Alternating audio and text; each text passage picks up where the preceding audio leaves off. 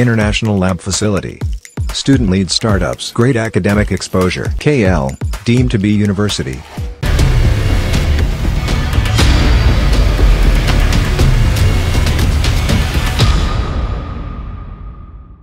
ఆంధ్రప్రదేశ్ ఎన్నికలు చాలా రసవత్తరంగా మారుతున్నాయి. ముఖ్యంగా అభ్యర్థిని ప్రకటించేసిన తర్వాత మాటల తూటాలు పేలుతున్నాయి.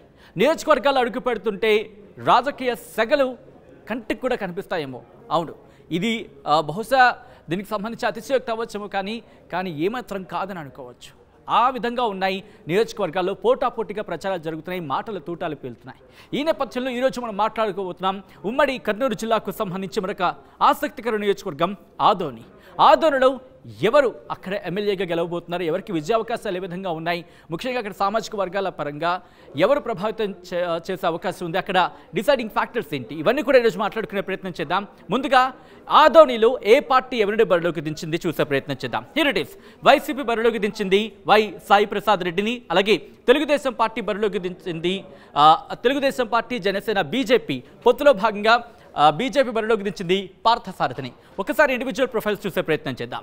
Here it is. వైసీపీ బరిలోకి దించింది వై సాయి ప్రసాద్ రెడ్డిని. ప్రొఫైల్ చూస్తే కనుక రెడ్డి సామాజిక వర్గానికి చెందిన నేత. 1989 నుంచి టీడీపీలో యాక్టివ్గా ఉన్నారు. ఈయన 2002లో కాంగ్రెస్లో చేరారు. 2004లో తొలిసారి ఎమ్మెల్యేగా పోటీ చేశారు, గెలుపొందారు వై సాయి ప్రసాద్ రెడ్డి. ఇంకా ఈయన ప్రొఫైల్ చూస్తే కనుక 2012లో వైసీపీలో చేరారు. 2014, 2019లో ఎమ్మెల్యేగా పోటీ చేశారు, గెలిచారు. మరోసారి వైసీపీ తరపున ఎన్నికల బరిలో ఉన్నారు వై సాయి ప్రసాద్ రెడ్డి. ఇది దీనికి సంబంధించిన ప్రొఫైల్. తెలుగుదేశం పార్టీ నుంచి బరిలోకి దిగారు.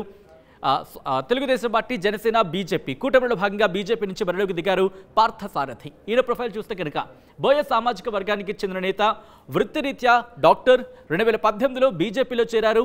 కర్నూలు పార్లమెంట్ అభ్యర్థిగా పోటీ చేశారు, ఓటమిని చవిచూశారు పార్థసారథి. ఇంకా ఈయన ప్రొఫైల్ చూస్తే బీజేపీ ఓబీసీ మోర్చా జాతీయ సెక్రటరీగా ఉన్నారు Parthasarathi. Media panelist of AP బీజేపీగా పనిచేస్తున్నారు పార్థసారథి. ఇది ఈయనకు సంబంధించిన షార్ట్ ప్రొఫైల్. ఆదోనికి అంటే ఆదోని నియోజకవర్గానికి సంబంధించి క్లుప్తంగా చూసే ప్రయత్నం చేస్తే కనుక కర్నూలు లోక్సభ స్థానంలో భాగం ఆదోని నియోజకవర్గం. బోయా మైనారిటీ సామాజిక వర్గాల ఓట్లు ఇక్కడ కీలకమనే మాట వినిపిస్తుంది. మరి ఇక్కడ సామాజిక వర్గాల పరంగా ఎవరి ఓట్లు ఎంత అనేది చూసే ప్రయత్నం చేస్తే కనుక హియర్ ఇట్ ఈస్. బోయ సామాజిక వర్గానికి సంబంధించి 40,000 ఓట్లు ఉన్నాయి. ముస్లిం సామాజిక వర్గానికి సంబంధించి 35,000 ఓట్లు. కురువ అలాగే యాదవ సామాజిక వర్గానికి సంబంధించి 35,000 ఓట్లు. స్వకులశాలి సామాజిక వర్గానికి సంబంధించి 25,000 ఓట్లు.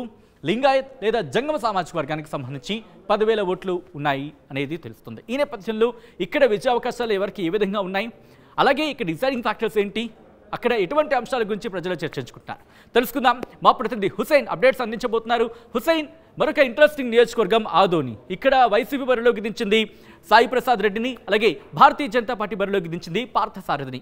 ఎవరి విజయావకాశాలు ఏంటి, అక్కడ ఎటువంటి అంశాలకు సంబంధించి చర్చ జరుగుతోంది, అక్కడ డిసైడింగ్ ఫ్యాక్టర్స్ ఏంటి, సామాజిక వర్గాల పరంగా ఎటువంటి ఈక్వేషన్స్ అక్కడ ఉన్నాయి, ఎవరి వ్యూహాలేంటి, ఎవరి ప్రతి వ్యూహాలేంటి? హుసైన్, సచిన్ ఆదోని నియోజకవర్గం సెకండ్ బాంబేగా పేర్కొంది. ఈ నియోజకవర్గంలో వైసీపీ నుంచి సాయి ప్రసాద్ రెడ్డి, బీజేపీ, టీడీపీ, జనసేన ఉమ్మడి అభ్యర్థిగా డాక్టర్ పార్థసారథిని బరిలో నిలిచింది. అయితే ప్రధానంగా ఈ ఇద్దరికి సంబంధించినటువంటి గెలుపోటములకు అనుకూలించేటువంటి అంశాలు ఏంటంటే, సాయి ప్రసాద్ రెడ్డి వరుసగా 2 సార్లు ఎమ్మెల్యేగా గెలిచారు, 3వ హ్యాట్రిక్ కొట్టాలనేటువంటి ప్రయత్నం చేస్తున్నారు. రాబోయేటువంటి ఎన్నికల్లో పోటీకి సిద్ధమయ్యారు.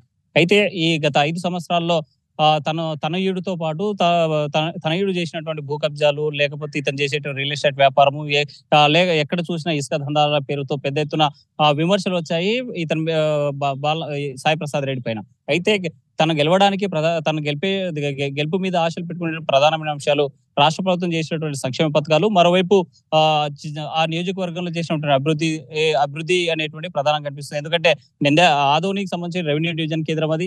ఆ ప్రాంతానికే మెడికల్ కాలేజ్ తీసుకున్నటువంటి పరిస్థితి, మెడికల్ కాలేజ్ తీసుకొచ్చారు. పెద్ద ఎత్తున ఒక హాస్పిటల్ కూడా కట్టించినటువంటి నేపథ్యంలోనే తనను గెలిపిస్తాయనేటువంటి పరిస్థితి ఉంది. అయితే ఇతని సాయి ప్రసాద్ రెడ్డికి వెన్నుదన్నుగా ఉన్నటువంటి బలమైనటువంటి సామాజిక వర్గాలు, ఒకవైపు ముస్లిం, మరోవైపు వాల్మీకి సామాజిక వర్గం తనకు మద్దతు ఇస్తూ వచ్చినటువంటి పరిస్థితి అయితే కనిపిస్తుంది.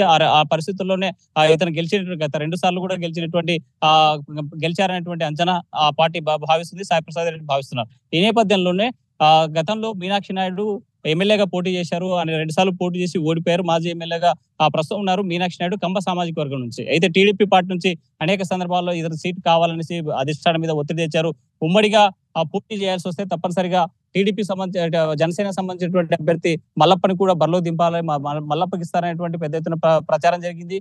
ఆయన కూడా సీటు కావాలని ఆశించిన నేపథ్యంలోనే ఆయనకు మాత్రం ఉమ్మడిగా పొత్తులో భాగంగా సీటు రాకపోవడంతో కాస్త అసంతృప్తిలో ఉన్నట్టు మనకు ప్రధానంగా తెలుస్తుంది. ఎందుకంటే గత ఎన్నికల్లో పోటీ చేసిన సందర్భంలోనే 11,000 పైచిలకు ఓట్లు మల్లప్పకు వచ్చాయి. అయితే ఉమ్మడి అభ్యర్థిగా పోటీ చేస్తున్నటువంటి పార్థసారథి మాత్రం మొట్టమొదటిసారిగా ఆ నియోజకవర్గానికి వెళ్ళడం జరిగింది. ఆ నియోజకవర్గం నుంచి పోటీ చేస్తున్నారు.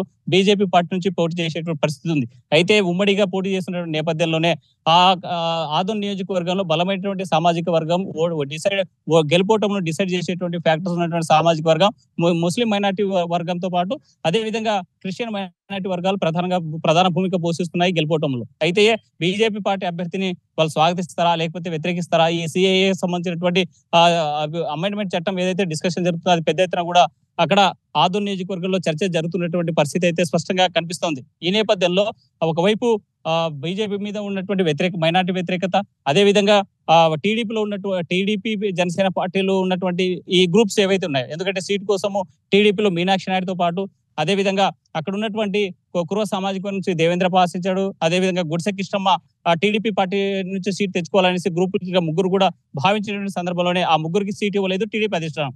మరోవైపు జనసేన సంబంధించి ఉమ్మడి పార్టీగా పొత్తుల్లో భాగంగా సీట్ తెచ్చుకోవాలని భావించారు మల్లప్ప 11,000 ఓటు బ్యాంక్ ఉన్నటువంటి నాయకుడు. అయితే గత 5 సంవత్సరాల నుంచి ఇటు టీడీపీ అయినా అటు జనసేన పార్టీ అయినా ప్రజల్లో ఉంటే ప్రజా వ్యతిరేక విధానాలు అవలంబిస్తున్నట్టు ప్రభుత్వం మీద అనేక పోరాటాలు చేసినటువంటి నేపథ్యంలో సీట్ ఆశించినటువంటి పరిస్థితిలో ఈ ముగ్గురికి ఎవరికి సీట్ రాకపోవడం పూర్తి స్థాయిలో అసంతృప్తి నెలకొంది పొత్తుల పార్టీలో. ఎందుకంటే ఈ నేపథ్యంలో బీజేపీ పార్టీ నుంచి డాక్టర్ పార్థసారథి పోటీ చేస్తున్నటువంటి పరిస్థితి ఉంది. కాబట్టి మరి ఈ గ్రూపులన్నీ కలుపుకొని ఎక్కడైతే అటు టీడీపీ ఇటు జనసేన పార్టీలను కలుపుకొని ముందుకెళ్తే తప్ప గెలిచేటువంటి పరిస్థితికి కనిపించడం లేదు. మరోవైపు బీజేపీ మీద ఉండేటువంటి మైనార్టీల వ్యతిరేకతను అధిగమించి ముందుకు వెళ్తే ఎలా గెలిచేటువంటి ఛాన్స్ ఎక్కువగా కనిపిస్తున్నాయి. ఇతను కలిసి వచ్చేటువంటి అంశాలు ఏంటంటే ఇతను సామాజిక వర్గం వాల్మీకి కావడం, ఆ నియోజకవర్గంలో సెకండ్ ఫ్యాక్టర్ గా ముస్లింస్ తర్వాత గెలుపోవటం డిసైడ్ చేసేది వాల్మీకి సామాజిక వర్గం. కాబట్టి ఈ సామాజిక వర్గాల సమీకరణలో భాగంగా సామాజిక వర్గాల ప్రభావం చూపితే మాత్రం తప్పనిసరిగా ఇతను అంటే బీజేపీ అభ్యర్థి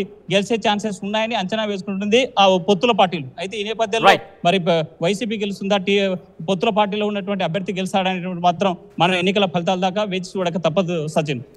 right Hussain, thanks for update. Yes, Adoni నియోజకవర్గంలో కూడా పోటీ చాలా రసవత్తరంగా మారే అవకాశం కనిపిస్తుంది. ఎందుకంటే పొత్తులో భాగంగా పార్థసారథిని ఇక్కడ నిల్చోబెట్టింది బీజేపీ, ముఖ్యంగా టీడీపీ జనసేన బీజేపీ కుటుంబంలో భాగంగా బీజేపీ నుంచి బరిలోకి దిగుతున్నారు పార్థసారథి, అలాగే వైసీపీ నుంచి బరిలోకి దిగుతున్నారు వై సాయి ప్రసాద్ రెడ్డి. ఏం జరగబోతోంది, అక్కడ ప్రజలు ఎవరిని తమ ఎమ్మెల్యేగా అసెంబ్లీకి పంపించబోతున్నారు అనేది మే 13న తేలబోతోంది.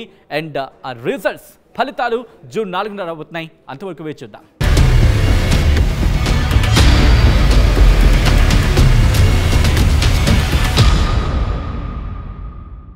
మరిన్ని వీడియోస్ కోసం ఛానల్ సబ్స్క్రైబ్ చేయండి. లేటెస్ట్ అప్డేట్స్ కోసం వాట్సాప్ ఛానల్ ఫాలో చేయండి.